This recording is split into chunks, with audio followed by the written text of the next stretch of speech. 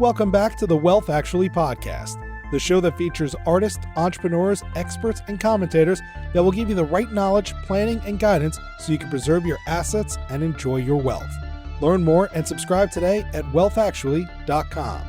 And now, here's your host, Fraser Rice. Welcome back to the Wealth Actually podcast. I'm Fraser Rice. In this episode, I speak with my good friend, Paul Sullivan. Paul wrote the wildly popular Wealth Matters column in the New York Times and currently writes the Money Game column for Golf Magazine. We certainly talk about those experiences, but the focus of our discussion is on his exciting new project, the Company of Dads. This company is the first platform dedicated to creating a community for lead dads.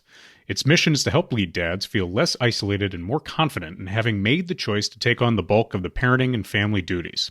This exciting new venture is ready to launch in February. Welcome aboard, Paul. Hey, Fraser. Thanks for having me. Well, it's fun to catch up as always, and you are in the midst of a very new, exciting project that I want the listeners to hear about, and it dovetails nicely with your background, with your different columns.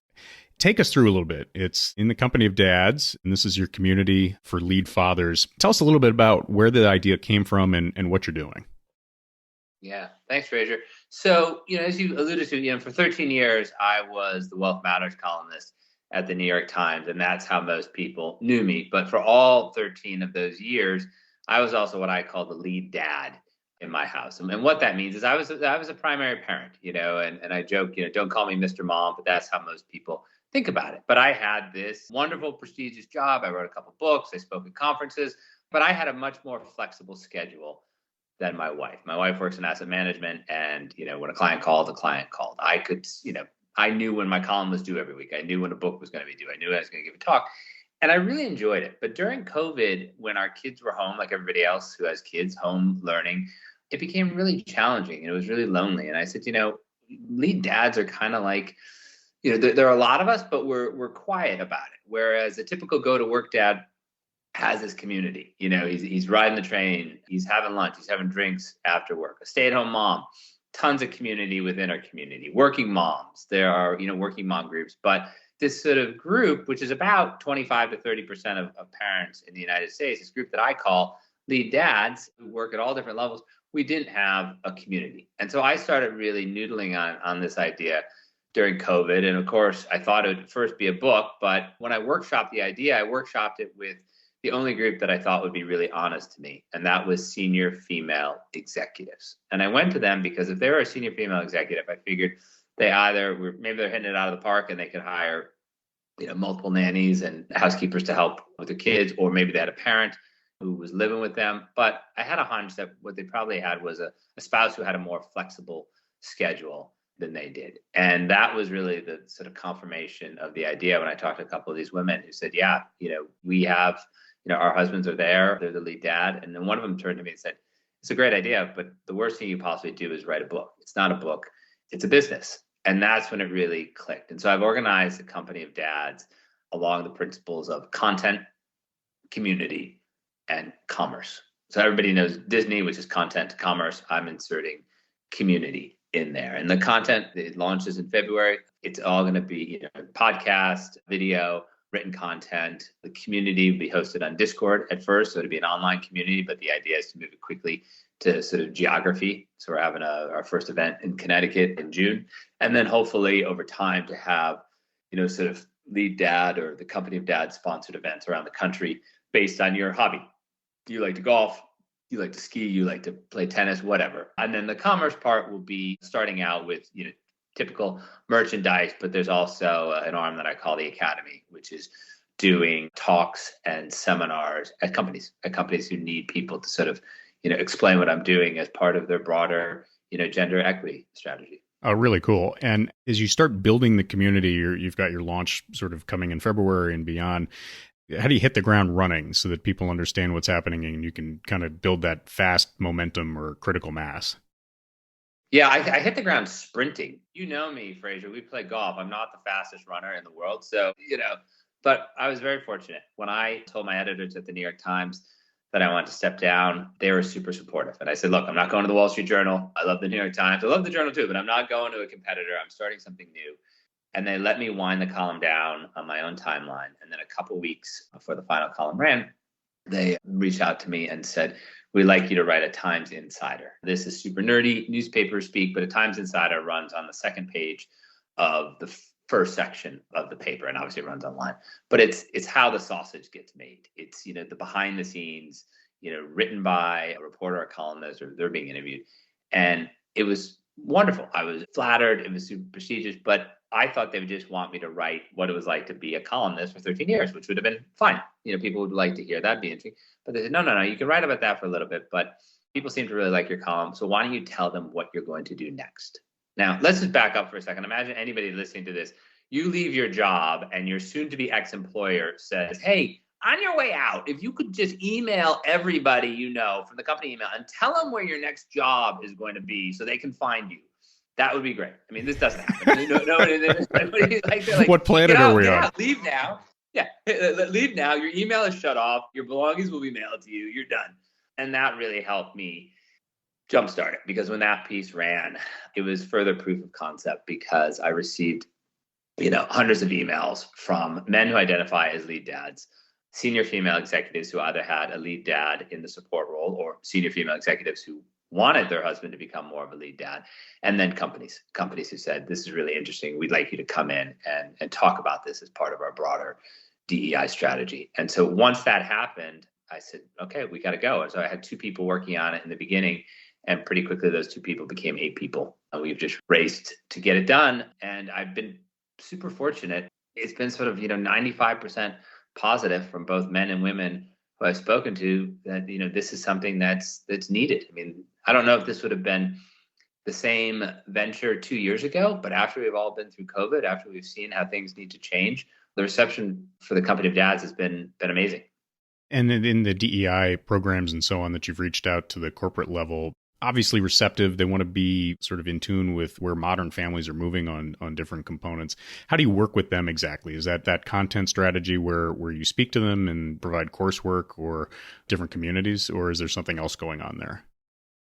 Sure. There are a couple of different options. I mean, one is the straight up inspirational / keynote speech to explain it, put the idea out there. The second is more of a seminar type model of going in, probably for, half day, but I'm not going to say no to a full day. I've conceived it as a half day to really work with the executives they think would benefit most from it. And then there's a third component that I jokingly call Lead Dad Boot Camp. And that's more of a program geared at men to help them realize that, if they're doing 5% of the stuff at home, if they get it up to 25% or 35%, that's going to make a huge difference in everyone's life. But, all in all, every effort in the company of dads is really striving to one thing, and that's just to normalize this, to normalize the role that a man can be the lead dad and still work full-time, part-time, or devote all of his time to his family, and it's okay. And so that's the broadest mission, is to normalize this, because we're not going to have real gender equity until it's perceived in the wider culture as something normal, that the dad is doing the parenting, that the parenting doesn't always have to fall to a mom or a caregiver. So as I'm brainstorming here, this is an exciting idea. Is this something that bleeds into the financial services industry or the wealth management industry for those people who advise families that have this situation and are, I wouldn't say grappling with the problem, but maybe the traditional advice is not tailored to this, and maybe what your curriculum can help provide better advice for the advisor to the family, or maybe give the family a little bit different prism with which they're receiving, financial planning or asset management advice?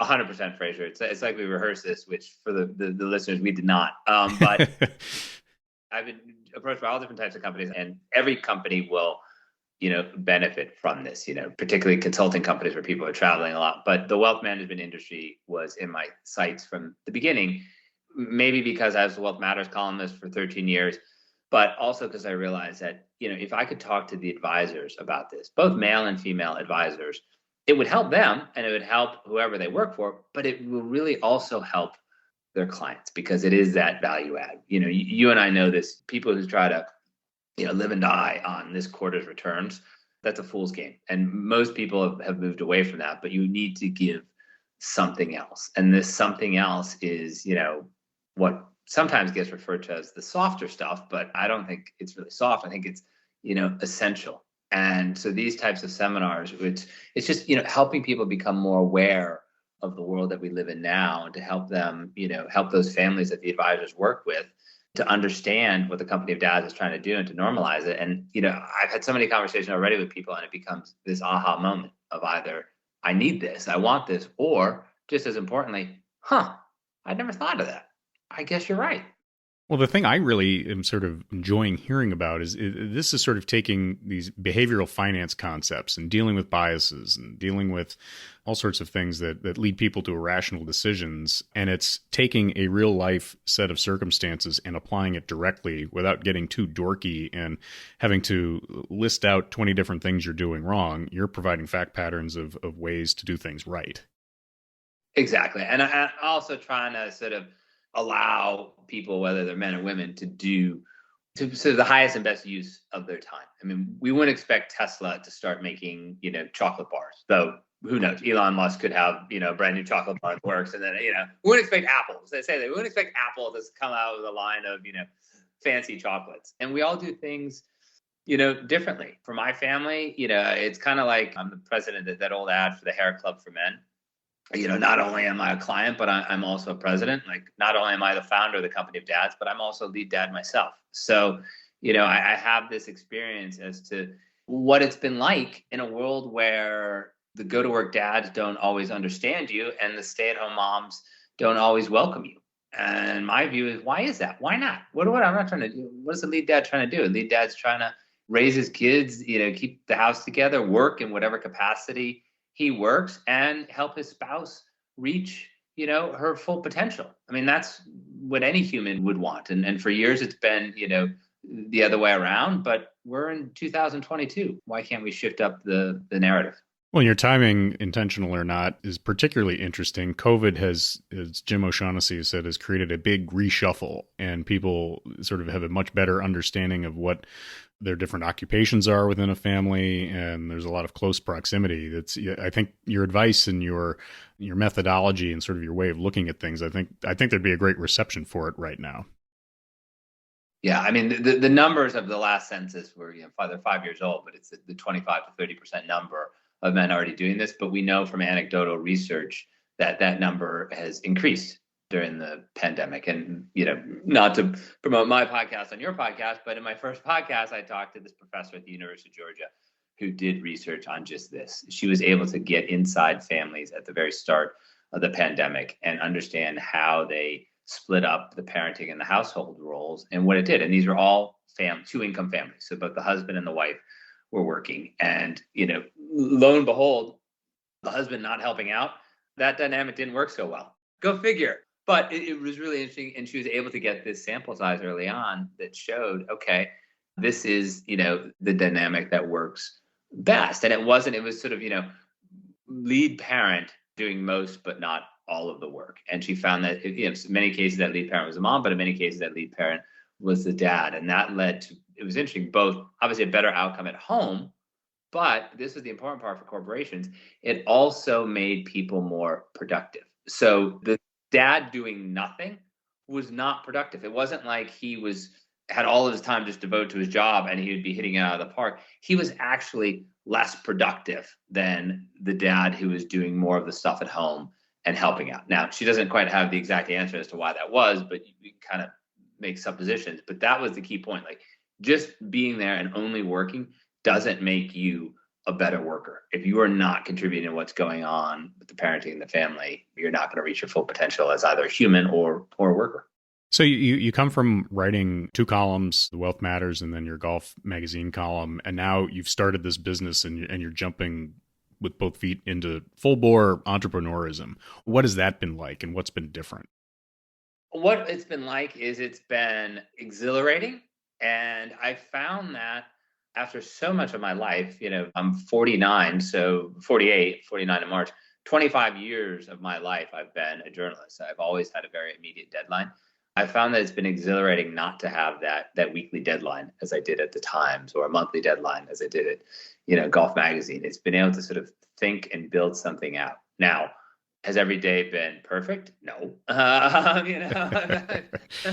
But I'm pretty good at delegating, and I'm more of a manager than a micromanager. And so, yeah, I've been lucky. I had a team that's been able to build out the platform. We had a few hiccups in the road with the marketing, but just this week we brought on a new marketing person who's incredibly senior and she's really engaged in this. And I think that's going to make a difference. But I think the one thing that journalism taught me is that when you have a weekly column in the New York Times, something has to be in that space every week, because there is a space in the paper and then there's that slot online, which has advertisers around it. They expect to see that same product every week. And the biggest lesson I took away from that is, of the 608 columns I wrote, not all 608 were fantastic. And so you learn that the perfect is the enemy of the good. And that's one of the lessons that I try to convey to the team, and that I think to myself, like, I'm just trying out things. We talk in 3 months, I'll know exactly what's resonating. We can measure everything.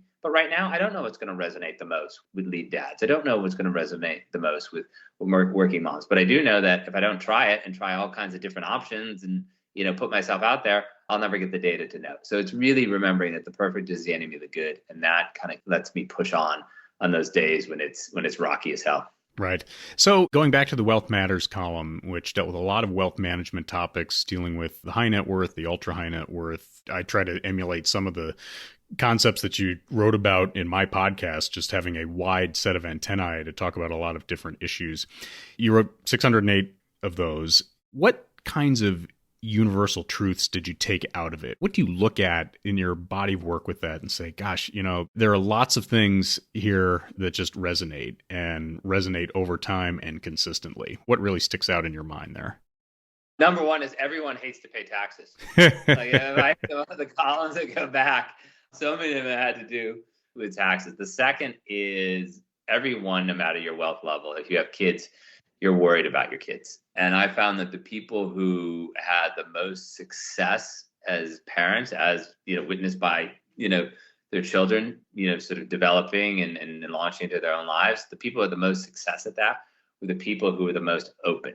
They didn't necessarily say, hey, mom makes X amount of dollars a year, but they talked really openly about money and the value of money. And the converse, that they didn't hide it, because there's so many people who still try to hide, their wealth. But we have this thing called Zillow, and that tells you how expensive your house is. We have this thing called the Google, and the Google will tell you exactly how expensive your car is. And, your 12-year-old can figure that out. And so those people who try to hide their wealth and weren't open about it, they struggled a lot. And then I think the third big takeaway was, no matter how wealthy you are, everybody thinks that people are wealthier than them, but they always, unless you're Elon Musk, I guess, but everybody loves a good voyeuristic read. We love to sort of detach. I mean, my column had a lot of news you can use. It had a lot of, poignant stories about individuals either succeeding or struggling.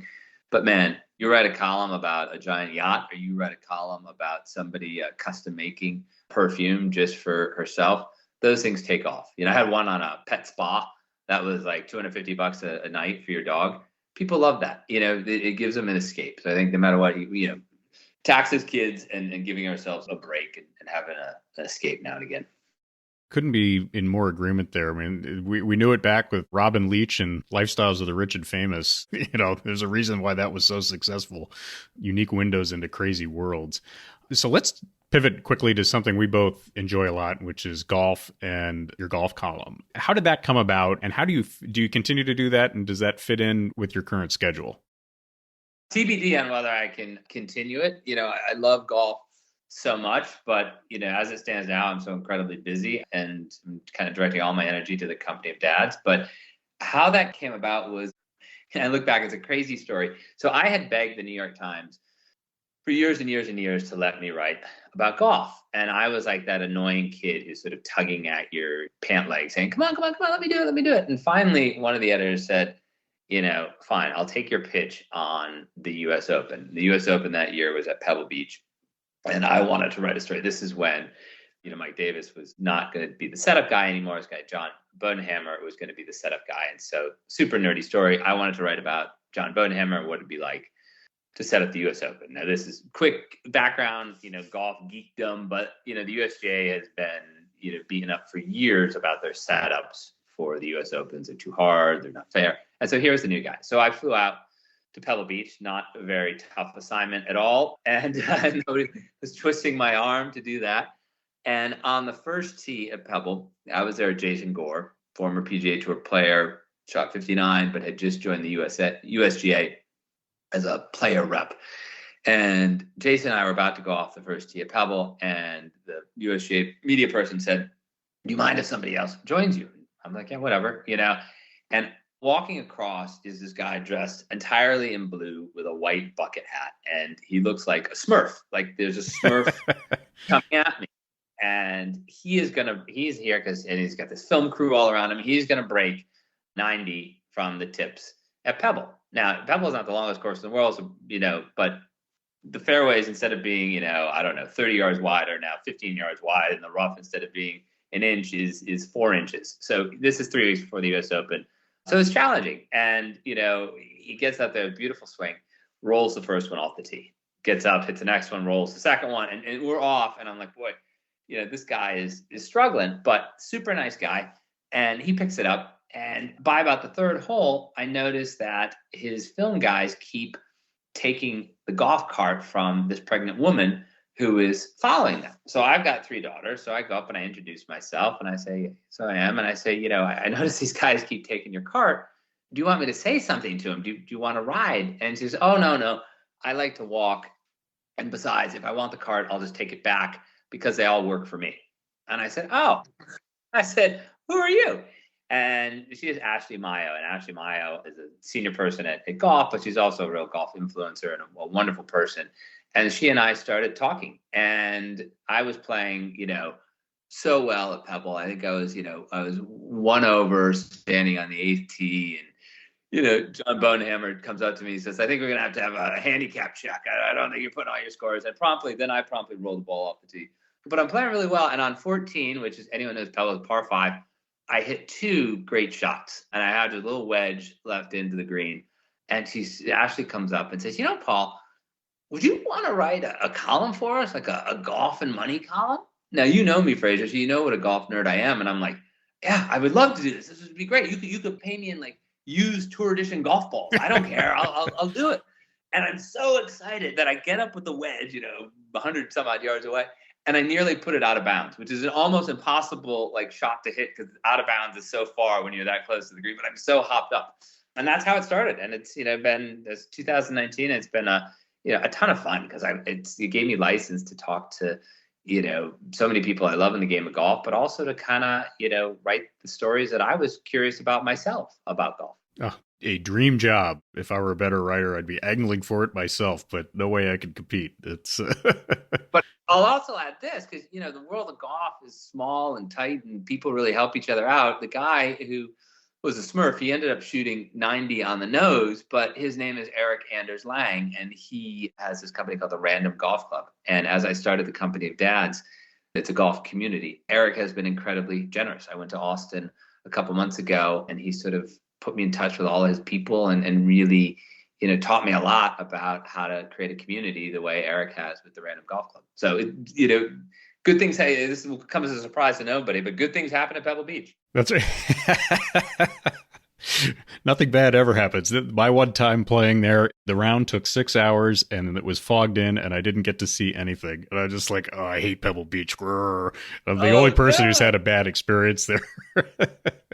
But anyway, so let's circle back. The Company of Dads, remind us again, when does it launch? How do we keep track of this project? Yep, thank you. The Company of Dads launches in February, thecompanyofdads.com, or you can go to Twitter, Facebook, Instagram, LinkedIn, wherever, in the Company of Dads, and follow the content. But go to the site, become part of the community, join the Discord, and let's start talking about this issue and make it normal for men to be lead dads. Excellent, Paul. Really psyched for your success on this, rooting for it super hard, and let's stay in touch. We're going to have to go through our annual rock, paper, scissors on who gets strokes and who doesn't the next time we see each other and play. Perfect. Thank you so much, Fraser. I really appreciate it. Thank you for listening to this episode of Wealth Actually, hosted by Fraser Rice, author of the book Wealth Actually and a leading private wealth manager. Head on over to wealthactually.com where you can subscribe to this podcast, get your own copy of the Wealth Actually book, and connect with Fraser directly. We'll see you next time on Wealth Actually.